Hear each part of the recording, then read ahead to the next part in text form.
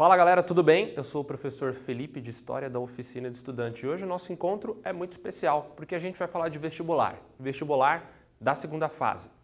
Vamos falar do vestibular mais difícil do Brasil, o vestibular da FUVEST. Tenho certeza que você passou da primeira fase e agora está um pouco ansioso para saber qual o estilo das questões, quais são as sugestões de temas para que você tenha o melhor desempenho. E é disso que a gente vai tratar hoje. Primeiro falando do estilo das questões e em segundo lugar falando sobre as sugestões de tema. Bom, sobre o estilo das questões, a FUVEST não costuma variar muito nesse assunto. Nós temos algumas habilidades e competências sendo trabalhadas. A primeira é a análise de documentos escritos. Essa eu tenho certeza que você está um pouco mais acostumado. Na sua vida escolar, com certeza você já pegou algum excerto, algum documento escrito, fez a análise, conseguiu fazer uma boa interpretação e ter um bom desempenho. Então, nesse ponto, nesse quesito, não precisa se preocupar muito. A análise de documento escrito, você está treinado. Basta ter uma capacidade de interpretação, de leitura, até você conseguir chegar à resposta. Aqui nos outros dois pontos, você não costuma estar tão treinado assim, e eu acho que cabe você ter um pouquinho mais de atenção nesses assuntos, que é a interpretação de imagem, a análise de imagens e também a análise de gráfico. Por quê? Porque os alunos, eles acabam estando um pouco mais treinados para analisar textos escritos e têm um pouco mais de dificuldade em interpretar as imagens. Fala, Felipe, como é que eu posso fazer isso? Como é que eu posso ter um melhor desempenho analisando e interpretando essas imagens? Eu costumo dizer para os meus alunos que para ter um bom desempenho nesse tipo de questão, interpretação de imagem, é importante que primeiro você descreva. E aquela descrição é um pouco mais ingênua, dizendo o que há na imagem, o que você vê nessa imagem, para depois, num segundo passo, você contextualizá-la e fazer a interpretação correta. Então não se esqueça, o primeiro passo é sempre você descrever o que você acaba vendo, para depois, num segundo momento, interpretá-la e assim chegar na resposta que o examinador espera. E, em terceiro lugar, é a análise de gráficos. Falou, professor, em história eu acabo encontrando gráficos? Sim. É uma competência, é uma habilidade que o examinador vai querer de você. Provavelmente ele vai te dar alguns dados e a partir desses dados você tem que chegar a uma conclusão histórica. Então é necessário que você também, nesse período de estudos, dê atenção a esse quesito. Tudo bem? Eu acho que no vestibular da FUVEST não vai fugir muito desses assuntos. Então, da análise de documentos escritos, que você está um pouco mais treinado, a interpretação de imagens e a análise de gráficos, que vale você ter uma atenção muito especial. Agora a gente vai para o segundo passo, que é a sugestão de temas. Esse é um pouco mais complicado, um pouco mais difícil, porque o vestibular acaba variando, a gente não tem a exata ideia, mas existe uma tendência dos vestibulares a pedir, a questionar alguns assuntos. Eu pesquisei para vocês e posso confirmar que nos últimos 5 anos, 1/3 das questões tratavam de período colonial. Do período que vai de 1532 até 1822, o período colonial é muito tratado nos vestibulares e principalmente nos vestibulares da FUVEST quando a gente fala de história do Brasil. E como na primeira fase a gente não verificou questões relacionadas ao processo de escravidão, eu estou apostando que esse assunto pode sim cair no vestibular. A escravidão, ela sempre aparece e tratando de diferentes formas, de diferentes matizes desse processo histórico que permeou a história do Brasil. Então a escravidão, ela pode falar, claro que aqui vai uma sugestão, falar sobre o tráfico de escravos, que se transforma e varia durante todo o período colonial, um processo extremamente lucrativo para os portugueses que enriquecem e complementam a sua economia vendendo escravos, pessoas escravizadas da África, para trabalhar, seja nos engenhos de açúcar ou mesmo nas jazidas de minério, e todo o processo de transporte, toda a crueldade do tráfico humano pode ser algo perguntado, questionado pelo examinador na FUVEST. Além disso, nós temos também as dinâmicas de resistência, porque a historiografia, num tempo atrás, mais ou menos há 50 anos atrás, tratava o escravo como um objeto, como alguém que não pensava e que não agia. Porém, de 30 a 25 anos para cá, as dinâmicas de resistência vêm sendo cada vez mais estudadas para mostrar que o escravo ele não aceitava passivamente esse processo. Ou seja, ele resistia à escravidão de diversas formas. Seja a formação de quilombos, que eram comunidades de escravos fugitivos, seja mesmo com as fugas ou com assassinatos dos senhores. Então eles não aceitavam passivamente esse processo. Então esse pode ser um tema tratado, investigado e que você deve se aprofundar um pouco mais para ter um bom desempenho na segunda fase da FUVEST. Outros temas também importantes e que podem aparecer, claro, como sugestões, a respeito das crises políticas. O Brasil vive um processo de grande instabilidade e talvez o vestibular trabalhe crises políticas anteriores na nossa história. E aí a gente pode falar da abdicação do Dom Pedro I em 1831, sobre o primeiro reinado. Dom Pedro I assume em 1822 e vai passar por um processo progressivo e gradual de desgaste.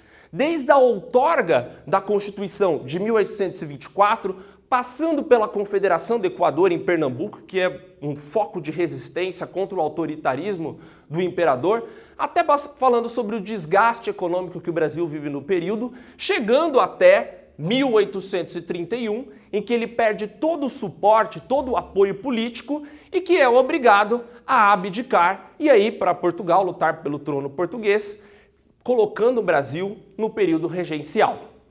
Outro processo também, outra crise política que o Brasil enfrentou, foi o final da Primeira República.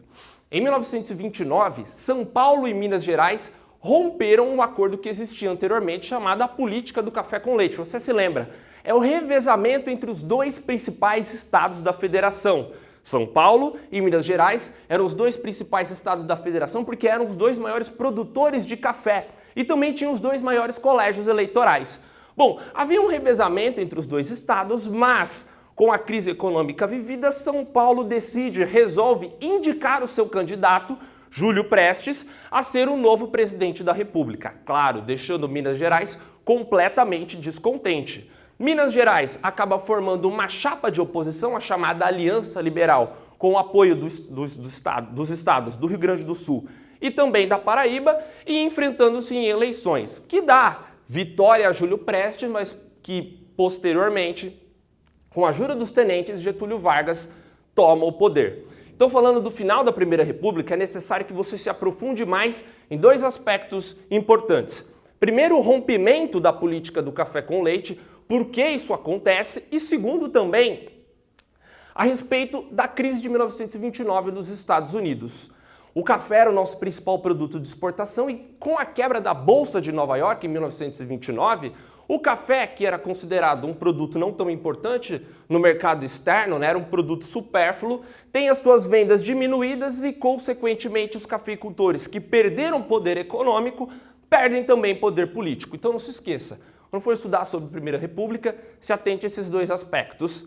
Primeiro, o rompimento da política do café com leite e a influência da crise de 1929 aqui no Brasil. O vestibular gosta muito disso, de relacionar a história do Brasil com a história geral. Para fechar, eu falo sobre as revoltas sociais. Essas revoltas que você estudou durante todo o ano e que também aparecem no vestibular. Eu selecionei 3, claro, uma sugestão, novamente repetindo, mas 3 revoltas que podem também aparecer. A primeira delas, que ocorre no período regencial em 1835, você se lembra? Revolta de malês. Escravos que vieram do norte da África, escravos islâmicos, alfabetizados e que tinham por intenção acabar com a escravidão dos negros. Eles tinham como objetivo, como finalidade, acabar com a escravidão dos negros e assassinar os mulatos e também os brancos, os senhores, e continuar um processo pelo qual eles não seriam mais escravizados. É um movimento também, voltando aqui no que eu disse para vocês, de resistência escrava ao processo de dominação. Então a revolta de malês pode ser um processo que apareça no seu vestibular. Tenho também a Guerra de Canudos, em 1895, que também pode aparecer no vestibular. Você se lembra Antônio Conselheiro, líder messiânico que era visto como grande salvador pelos sertanejos da Bahia. Antônio Conselheiro forma um arraial cravado, né, no meio do sertão da Bahia e que vai contar com a participação de muitos trabalhadores que eram explorados pelos coronéis. É uma perspectiva de salvação econômica e salvação religiosa. O Antônio Conselheiro prometia o reino do céu na terra e com esse discurso ele atrai muitos trabalhadores explorados, miseráveis, e esse fervor religioso também leva à formação dessa comunidade que vai, estima-se que teve entre 20 e 25 mil pessoas e que vai desagradar principalmente os coronéis, que vão ver o seu poder político diminuído, a sua influência política diminuída. Vai ter também a resistência da Igreja Católica, que vai perceber uma nítida perda de fiéis, as pessoas deixam de frequentar a igreja e passam a seguir o Antônio Conselheiro. E também o desagrado do governo republicano, porque vê na comunidade de Canudos uma comunidade que é vista como uma comunidade monarquista. Então, esses 3 pontos, esses 3 aspectos acabam colocando Canudos em perigo. Depois de 4 expedições, a comunidade acaba sendo destruída. Então pode ser que isso apareça também no seu vestibular. E para fechar, vamos falar da revolta da vacina. Aqui em 1904, Rio de Janeiro, a passagem do século XIX para o século XX trouxe algumas transformações para o Rio de Janeiro, seja no campo social, seja no campo arquitetônico. O Rio de Janeiro vivia a chamada Belle Époque, o auge dos valores burgueses, os valores liberais e capitalistas, e uma ideia de europeização da capital. Tornar o Rio de Janeiro mais próximo às cidades europeias, tornar o Rio de Janeiro a chamada Paris dos Trópicos. Para isso era necessária reformas urbanas. Retirar a população mais pobre das áreas centrais e jogá-la para áreas distantes. Junto a isso, uma ideia de higienização, você tornar a cidade mais limpa, livrar a capital das epidemias. Para isso começa uma campanha sanitária liderada pelo médico Oswaldo Cruz, que vai impor a vacinação obrigatória, as pessoas sendo obrigadas a se vacinar, sem qualquer tipo de diálogo ou qualquer tipo de explicação para que isso acontecesse. Então, 2 aspectos. Primeiro, o descontentamento com as reformas urbanas, a pobreza, a miséria que se vivia no período, e segundo, a imposição da vacinação obrigatória. Claro, houve um descontentamento da população que foi às ruas protestar, reprimida violentamente, mas que consegue posteriormente a revogação da obrigatoriedade da vacinação. Bom, esses podem ser temas que apareçam no seu vestibular. Claro que isso é uma sugestão, você deve se aprofundar em outros temas, mas tenho certeza que vai dar tudo certo e que você vai conseguir a sua aprovação no vestibular da FUVEST. Tudo bem? Foi um prazer falar com vocês. Até mais, até a próxima videoaula. Um abraço!